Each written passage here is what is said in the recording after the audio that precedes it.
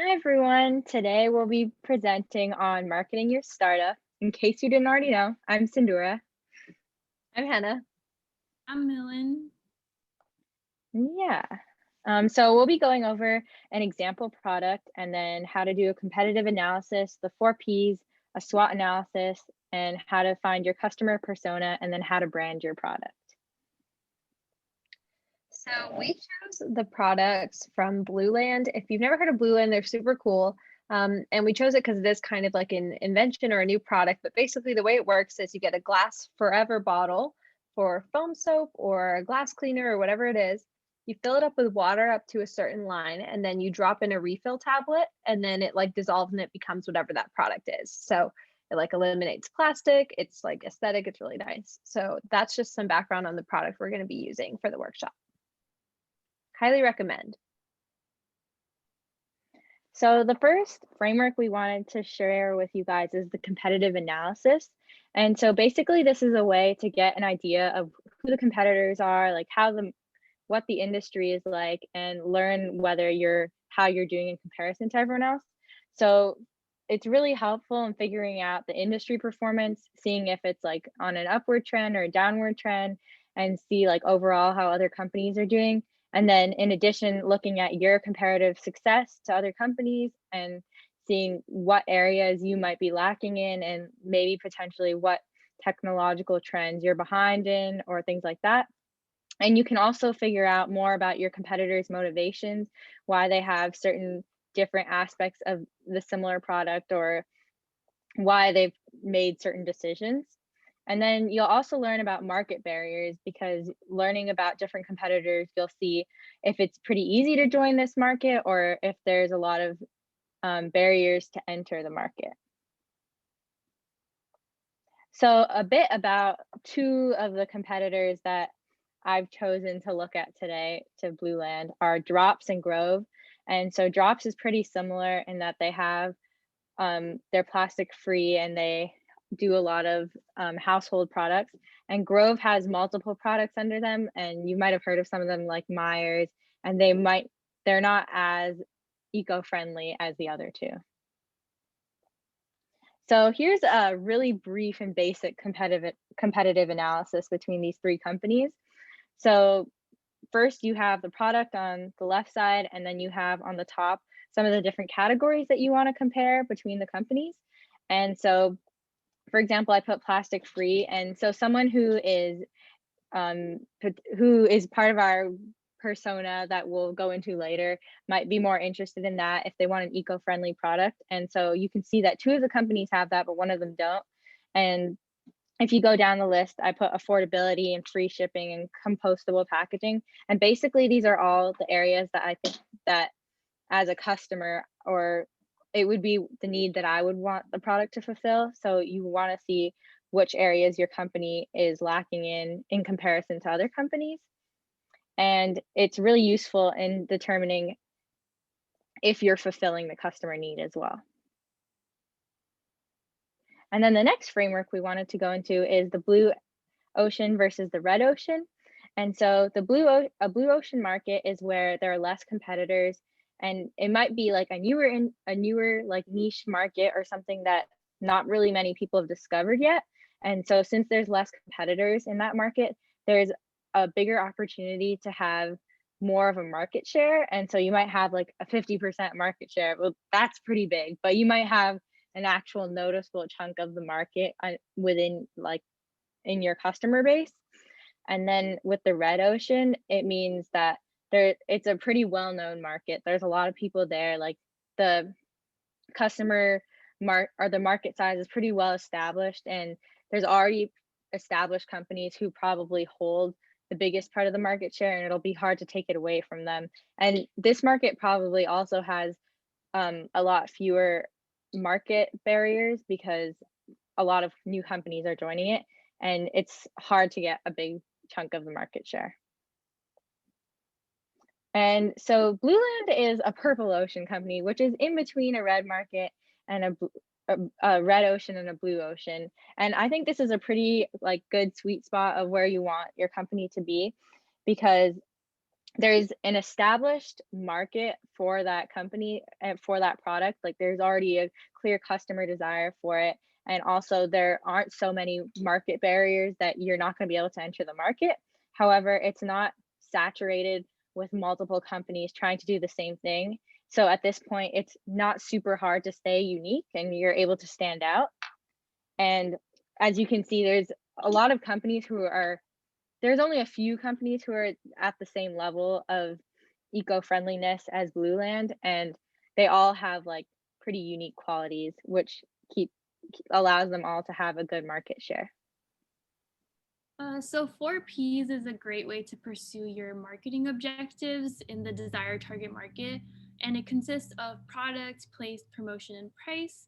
So product or service highlights key features like packaging, branding, and then place is the distribution channels and points of purchase. So you can see that Blueland is limited to the US and they sell directly on their site.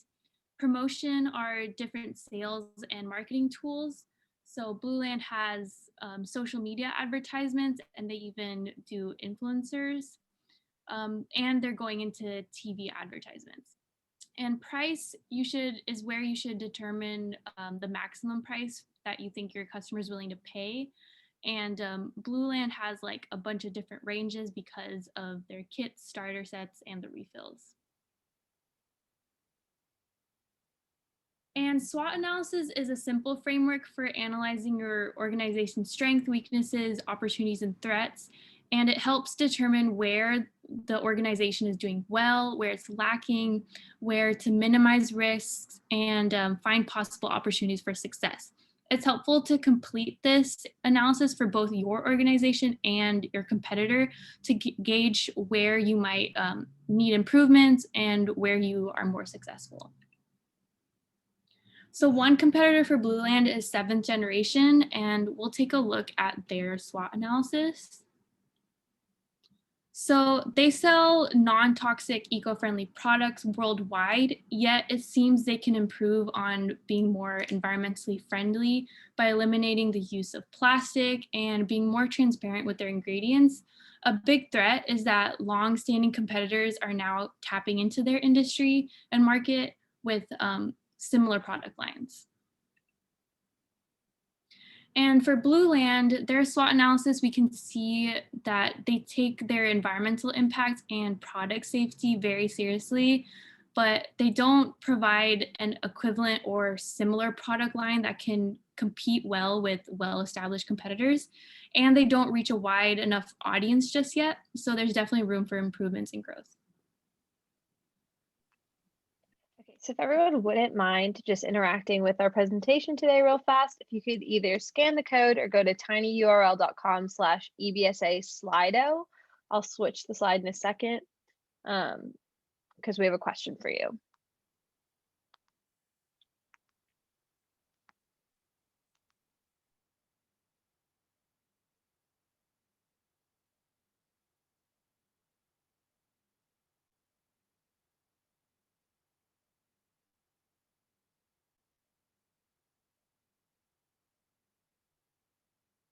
If you couldn't get the URL, it was tinyurl.com/EBSA Slido, or you can go to slido.com and put in the number.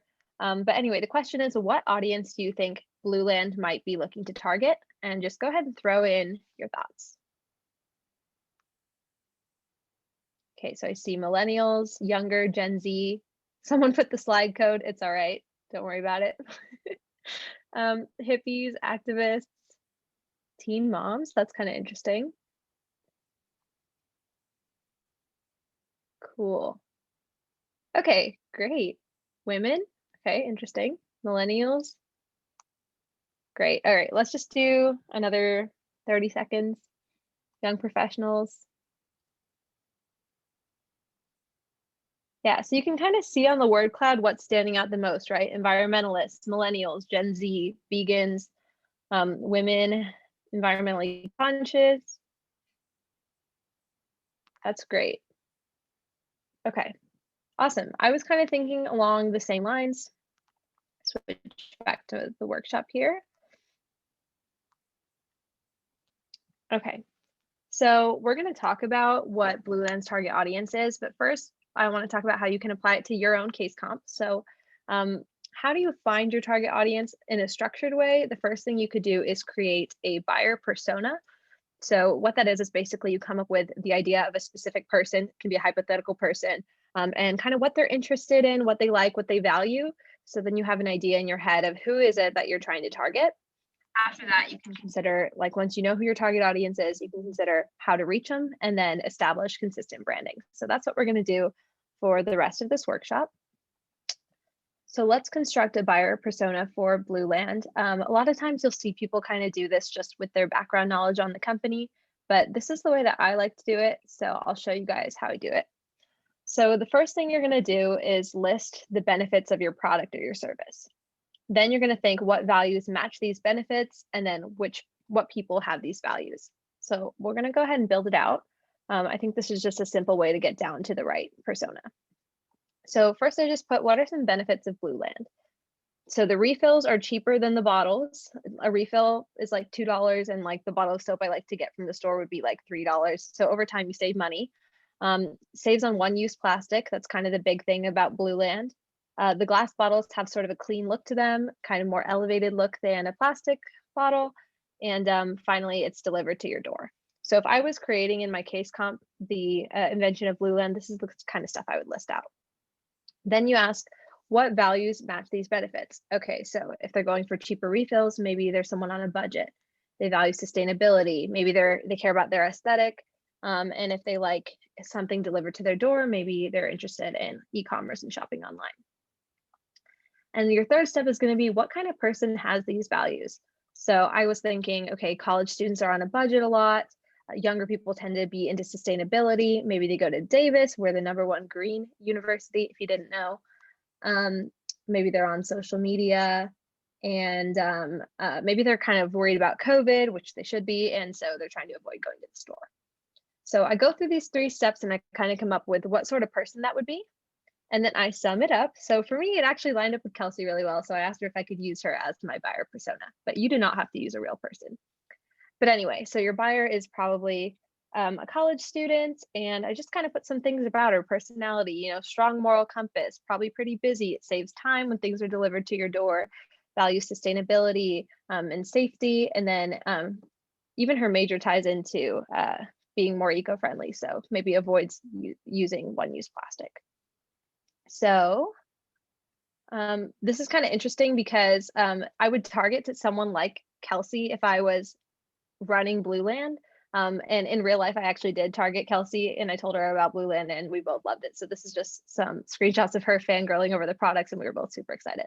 But anyway, what happens when you have a buyer persona is now you just have this anchored thought in your head of who you're aiming to target for, so that when you're trying to come up with different mediums and how to reach this person, you know who to think of and it's not just like a vague idea. So now you have to create brand awareness and you can consider different mediums. So go ahead and use your buyer persona. If I was trying to target Kelsey as my buyer persona, then maybe I would go on social media more. But other ways you could do it depend on your buyer demographic. So if you're targeting older generations, you're probably not going to be on TikTok. If you're trying to elevate a downtown business in downtown Davis, maybe it's a matter of just more street signage. Maybe you have to go to influencers. Maybe it's email marketing. There's lots of different ways you can go about it. But for your case competition, once you think of your product, you're also going to think about how do you get the word out and what's your vision. So just to give an example, this is how Blend reaches their target audience. Really big Instagram following and TikTok kind of started up. And then it doesn't really make sense for them to focus on in-store promotions. So instead they have a direct-to-consumer site because people are not buying plastic bottles every day off the shelf. They're kind of doing a one-time order and then getting refills as they. So this is just an example, but younger generation, how would you target them? Probably through social media. Then I just have some tips on branding. I would say stay consistent and be recognizable. Blue Land is a sustainability product, so it wouldn't make sense for their glass bottles to come in tons of plastic packaging. be honest. You want your company to have credibility, be unique. This is kind of going back to that whole blue or purple ocean thing. Make sure you have something new to offer. Tips in general for case comp: you don't want people to have to read or work hard for their information. So on all branding materials that go out, on your logo, on whatever it is, spoon feed that information, make it really clear. Because if I'm looking at your stuff and I have to think hard about what it is you're offering me, I'll just skip it. So make things as clear as you can.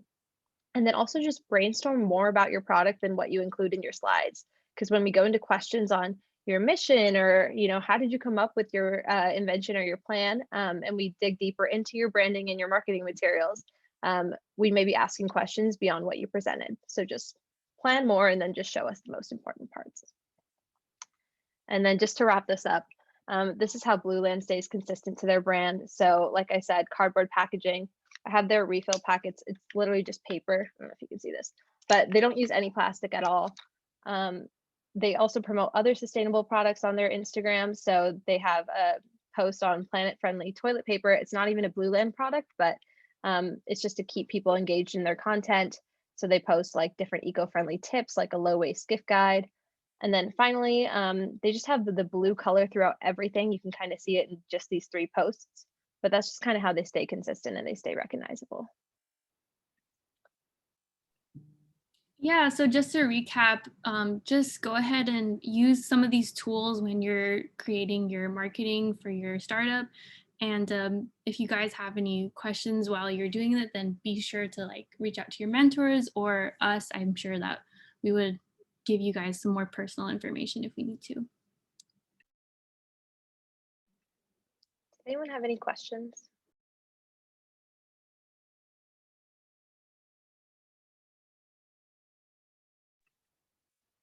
Awesome, thank you.